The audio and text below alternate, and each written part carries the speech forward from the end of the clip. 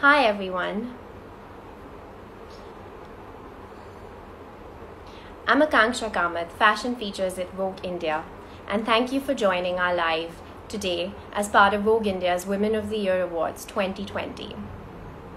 These Instagram lives are aimed at highlighting women leaders and their journey of how they made it. If you missed our last session, do go over to our Vogue India handle in the IGTV section where everything is saved. Our next guest is a rare bird. Not only is she an actor, but a producer, a sustainability advocate, and also a climate activist in her own right.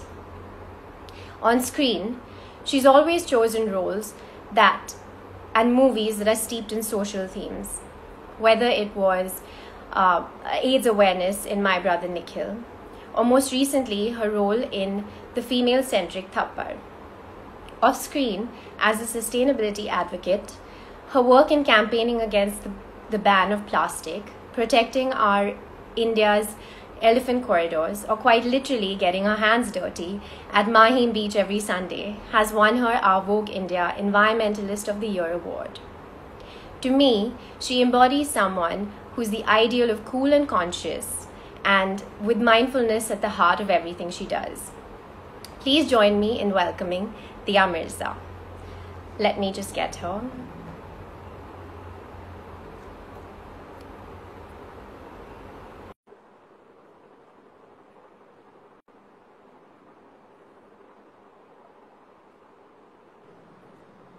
Just waiting on her.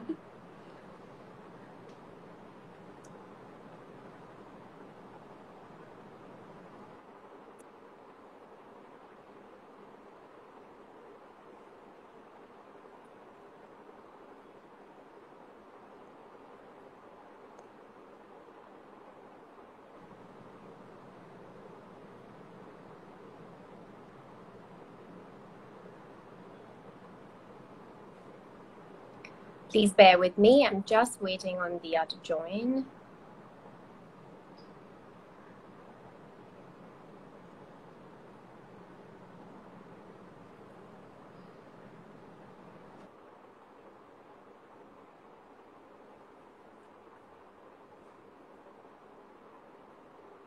Oop, it says unable to join.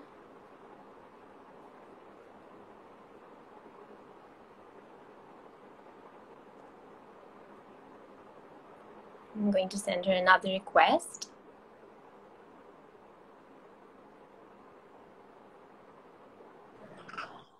Hi, Akanksha. So sorry, sometimes these glitches happen. I hope it didn't throw you off too much.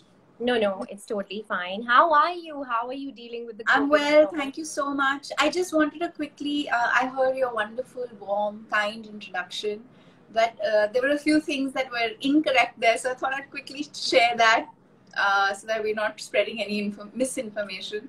I was not in My Brother Nikhil. But it's a film that I watched and I love deeply.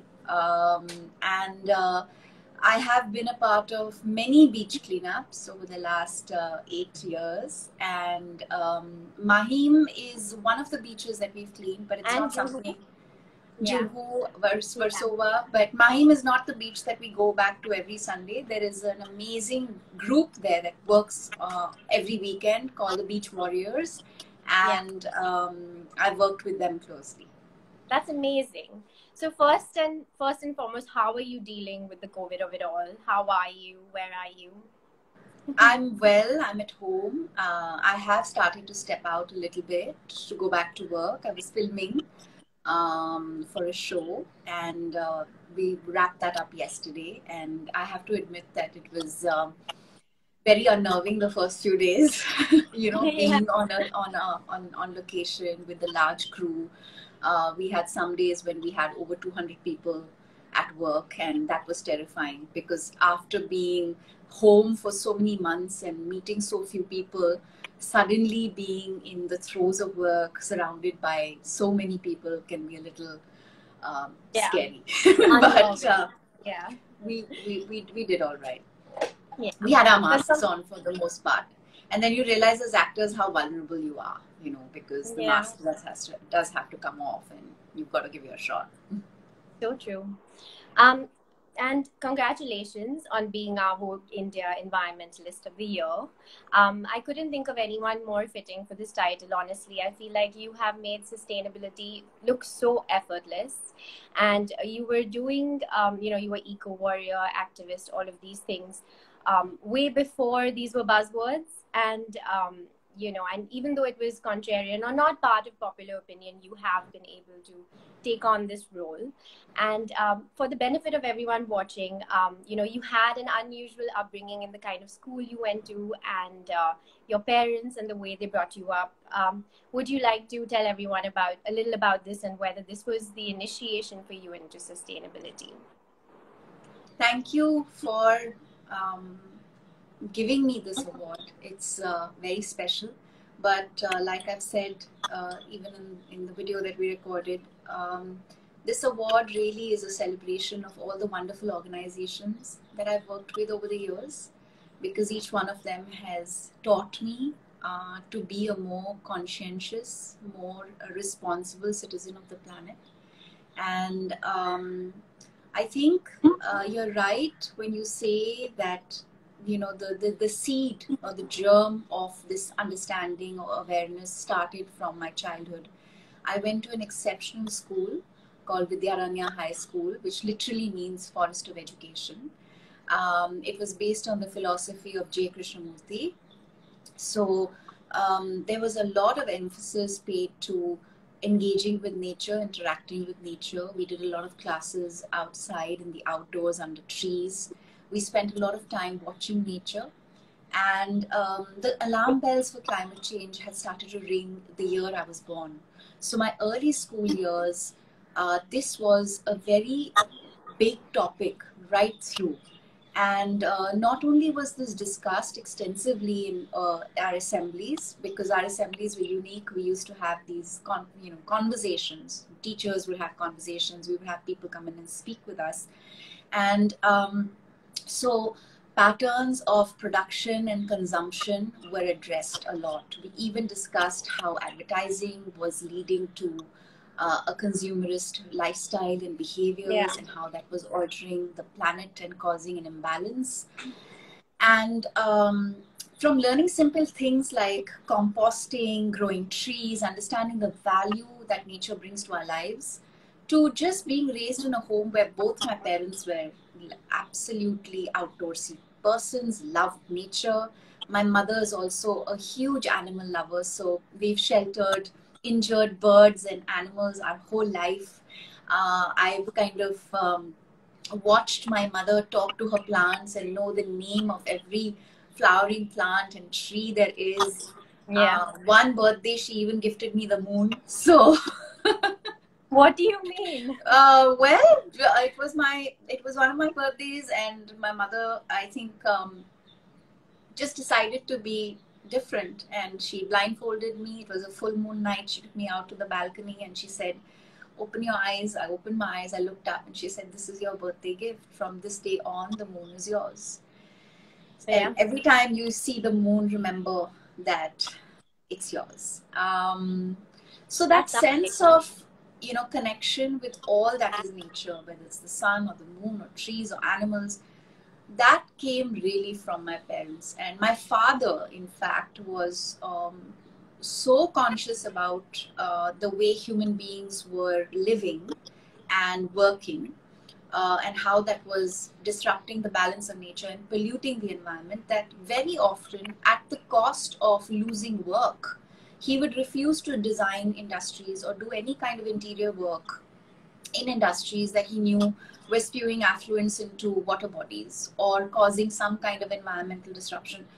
So this was my background. This is where I came from. And much later, Akanksha, when I started working in film, and I realized, working with non-government organizations, that many of the health-related issues children and women and the elderly were facing and experiencing were caused by environmental damage and pollution.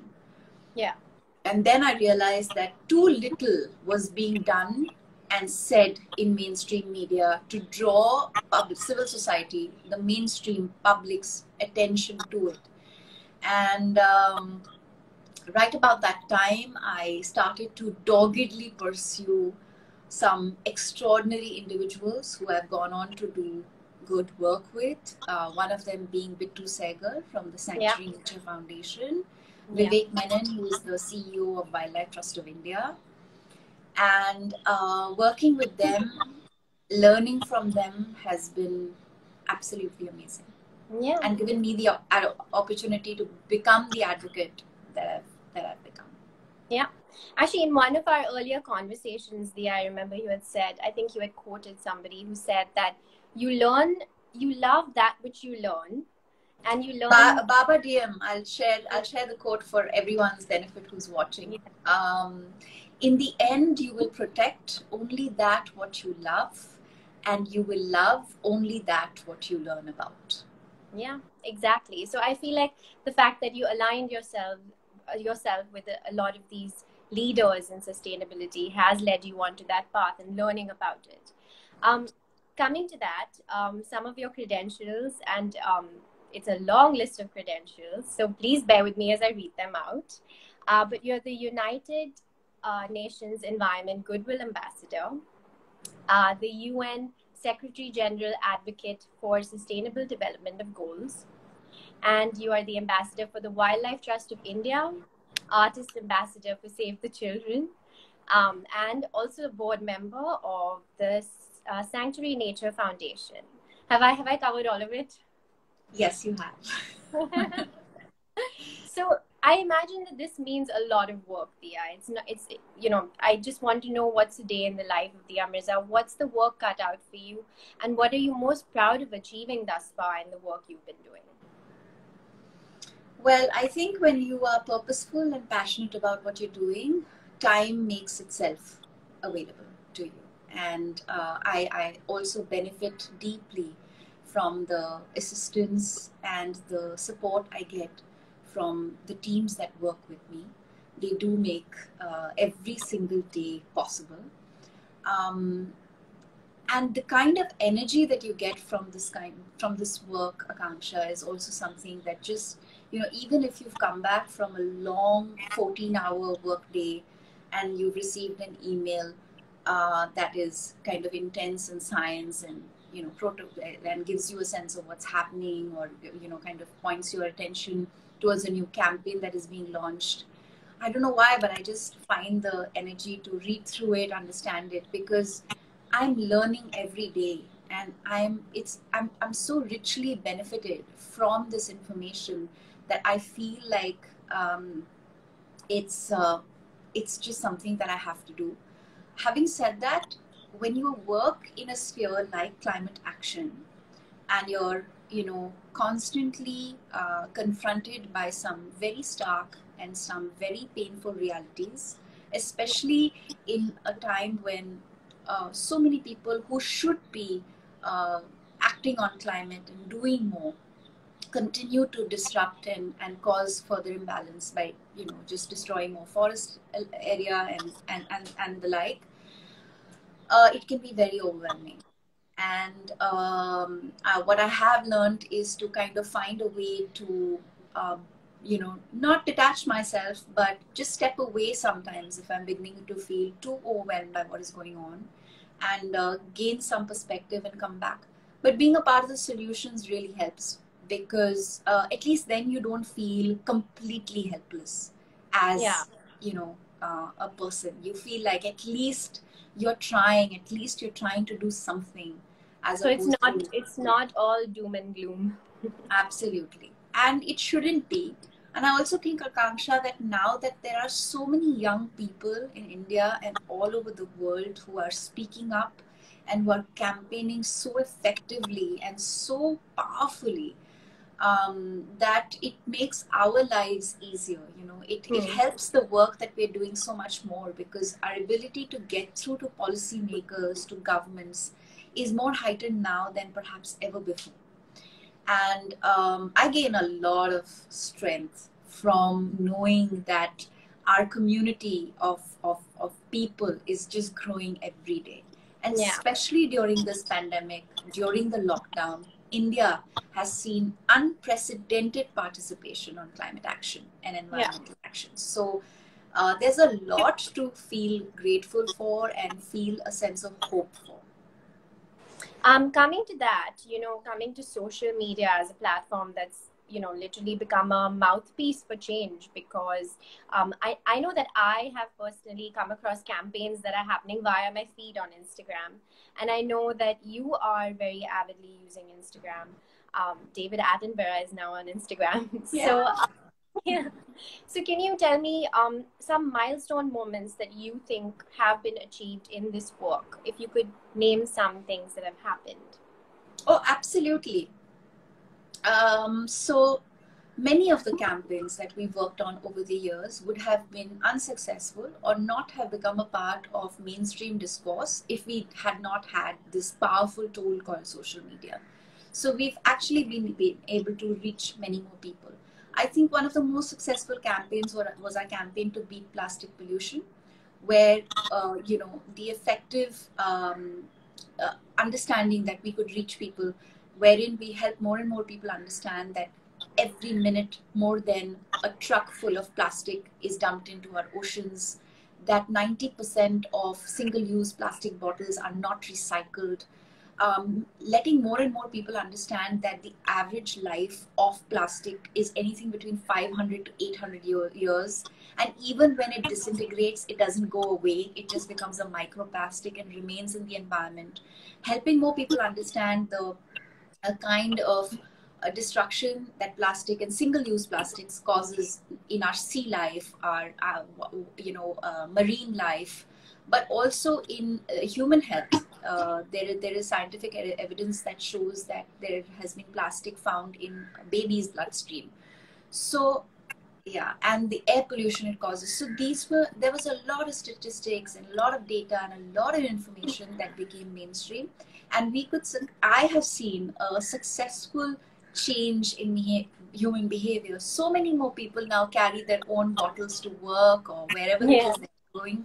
We made a hashtag traveling bottle stylish and popular. I know so many more people within my industry now that, have single-use plastic-free productions. And so many more actors who are now spotted outside their gyms or wherever it is that they are with their own traveling bottles. So this is something that I would consider a landmark campaign achievement. There's a lot more work to be done because the plastic industry is powerful, and they continue to dominate our consumption.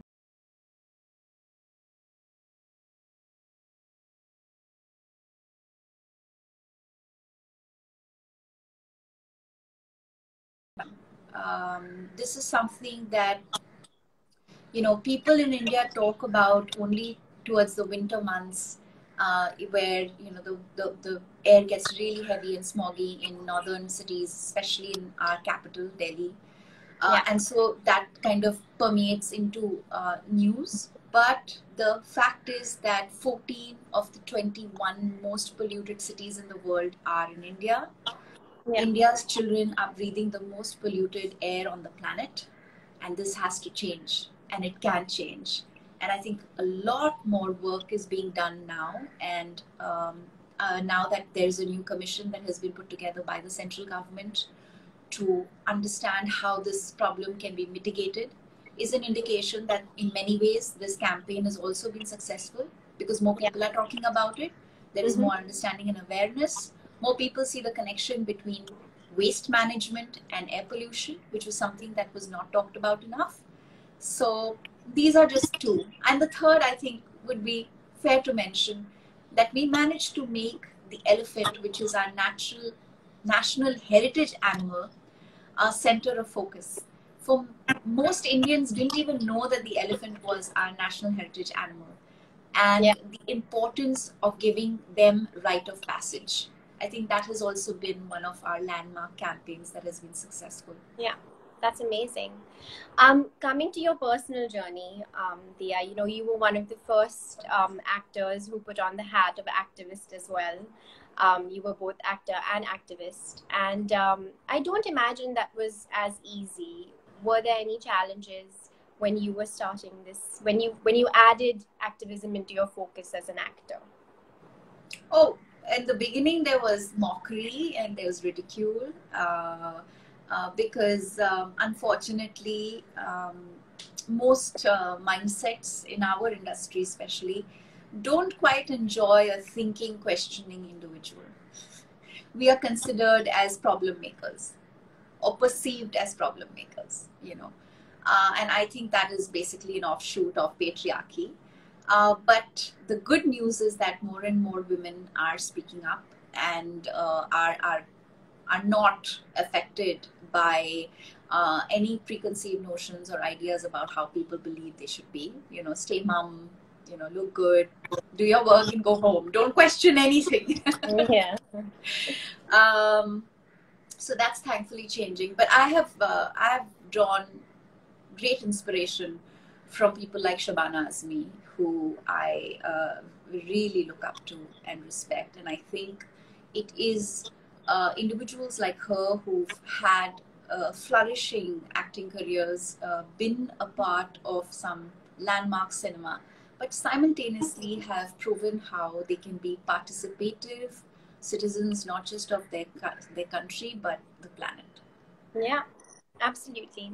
And, you know, in one of our earlier conversations, we've also spoken about how there is a dichotomy that you have to meet with every day and overcome every day, in a sense, because you're a celebrity on one hand, activist on one hand, and, you know, where do these meet for you, and how, what do you mean by that dichotomy? I think the biggest challenge that we experience as urban dwellers is understanding how do we achieve a balance. And when we say sustainable living, what is it that can be truly sustainable within the realm of our reach? Because it's, if you truly want to be sustainable, then we just have to live a hermit's life, which is just move into a completely natural environment and not consume anything that is a part of what we, you know, are accustomed to. So within that, I think there are many things that I have learned to understand and find a balance with. So while I continue to drive my car, which is unfortunately diesel, I would happily have made the switch to an electronic car if charging stations were more accessible and the like. It's just not functionally possible to only, you know, to not to make that switch yet. But the day it is, I will. Having said that, I think you just find ways to offset your carbon footprint. You find ways to grow more trees, make more sustainable choices on a daily basis. Because I've realized that even through this lockdown and the pandemic, more and more people who come from privilege have realized that we're such wasteful consumers. There is so much that we tend to buy and hoard and want to have, which we don't quite really need. So I had already started taking cognizance of the fact and had reduced my consumption significantly. But it's gone down even further. I feel like if I don't need it, I won't buy it. If it's something that, you know, I can do without, then I will. So finding the balance is every day. It's about making better choices and the most sensible choices that you can, with that awareness that everything that we use and throw and we consume is coming from the earth, and knowing that it has to go back to the earth in the most natural form. Yeah. And I believe you've planted 80,000 trees in 2 years. Yeah, roughly about that. That's amazing. I mean, if I can get my cacti to not die, I'll be happy at this point. Well, there are wonderful organizations doing the work for us, Akanksha, who manage to not just plant the trees, but continue to care for them and see them through to reach them to a point where they can grow independently and don't need any special care. I work closely with Grow Trees, where every birthday or anniversary or special occasion is celebrated with a cluster of trees that I plant in the person's name. So That's amazing. it's good fun. Okay. I'm going to ask you a hypothetical question. So, if you were to take on the proverbial reins of policy making, what are some policies that you would introduce? What is a problem that you want to fix immediately that you think is kind of plaguing us right now in 2020? I think the biggest problem that we have had when it comes to policy is that governments, different ministries don't work with each other. If there was a deeper engagement between, say, infrastructure and roadways with forest and climate, there would be a lot better choices that these ministries would be making. Right now, they just work independently. And even within the MOEFCC, the different agencies, so there's wildlife and there's wildlife crime, there are different agencies, even they don't work with each other. So I think the first thing that I would do if I was a policy maker would be to find a way to get all of these government agencies to start working with each other and start engaging with each other regularly. You know, a doable and achievable thing that I've been very doggedly and passionate about is creating systems to manage our waste better. Too much of our waste is unmanaged. It's not, there is of course an informal sector that manages a lot of our waste that also employs women and children.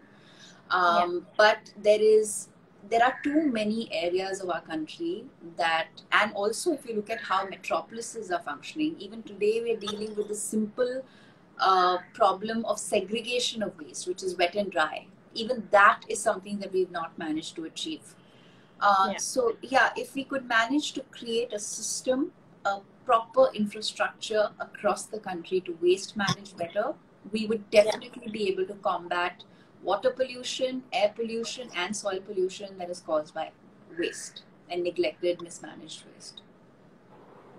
I'm now going to move into a rapid fire section of our interview, and you have to literally think right on this spot, okay? Like no thinking more than for a second.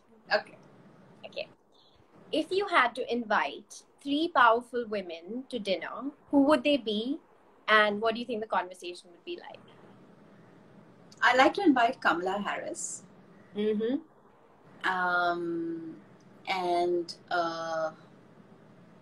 I would. Can I invite people from history, or does everybody have to? Yeah, anyone. History also. Okay.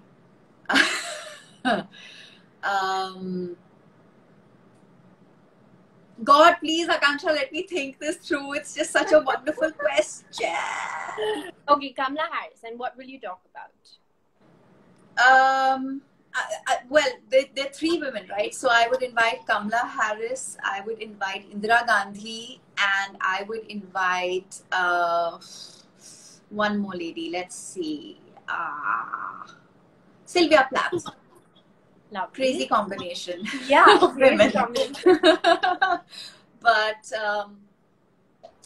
all such unique and powerful individuals.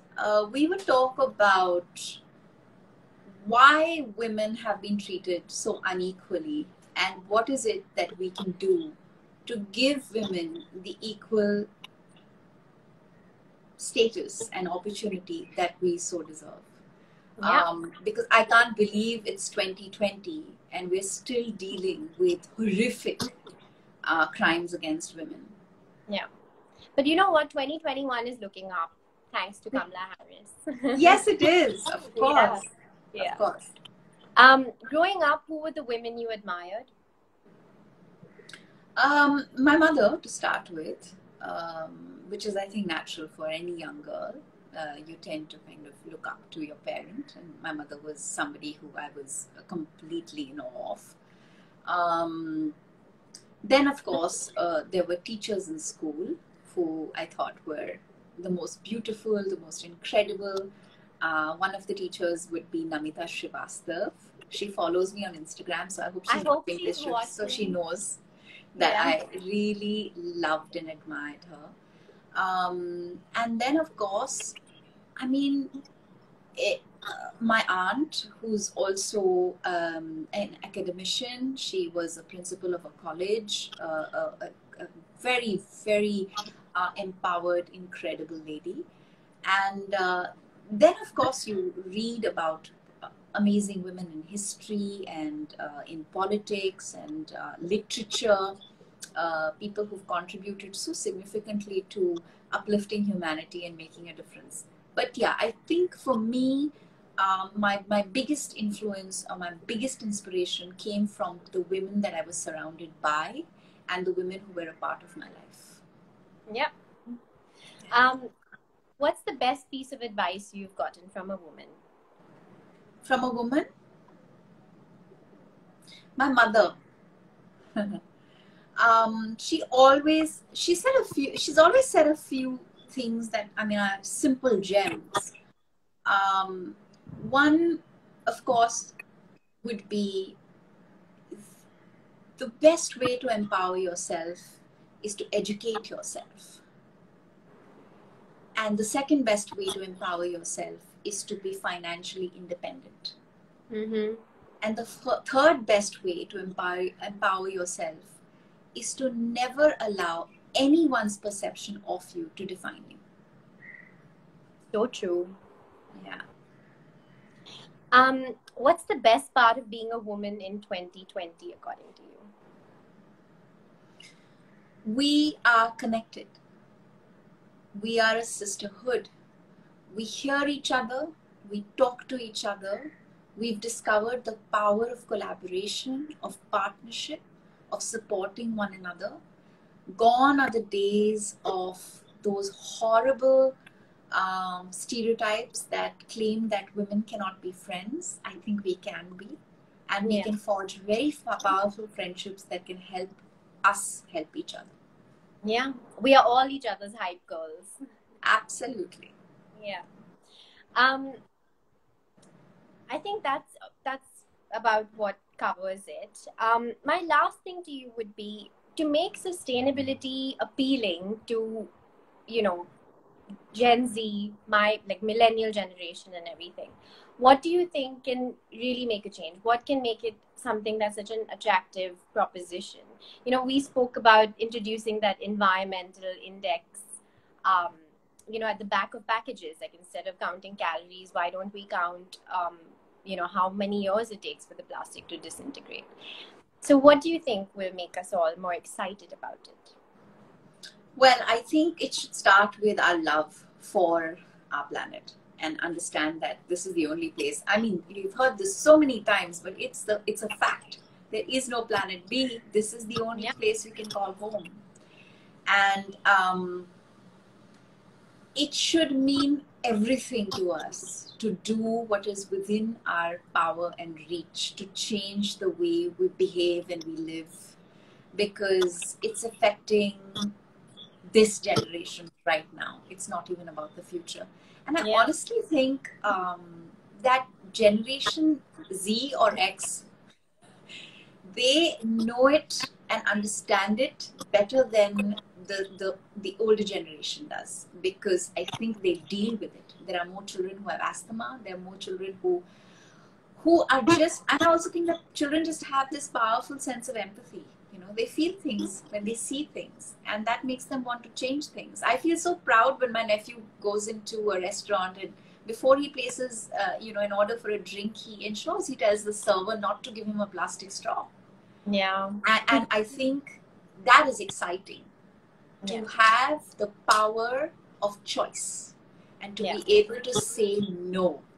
I think that should be appealing enough to the younger generation. Because we all know how much we love saying no. I love that. But also, there is an alternative for everything that we do use. I think that's one thing that I see, especially on your social media and everything. You're like, for every plastic toothbrush, there's a bamboo toothbrush. For every this item, there's that. So I feel like it's just a matter of finding it and searching for it and subscribing to it. Absolutely. If you truly Yeah. want to live a sustainable lifestyle, there are enough options available. There's so many people who are even making things at home now. Where the intent exists, opportunities open themselves up. And Yeah. of course, social media is such a easily accessible space to find sustainable life hacks. Yeah. And you can always visit my page if you want a few more. If you want to learn how to make charcoal toothpaste from Yeah, scratch. or if you want to know how to segregate waste, Yeah. something as basic as that. Yeah. Thanks, Dia, for such a wonderful chat. And congratulations again for being our Environmentalist of the Year. Thank And you. take care. See you and join in at 6 p.m. for our awards.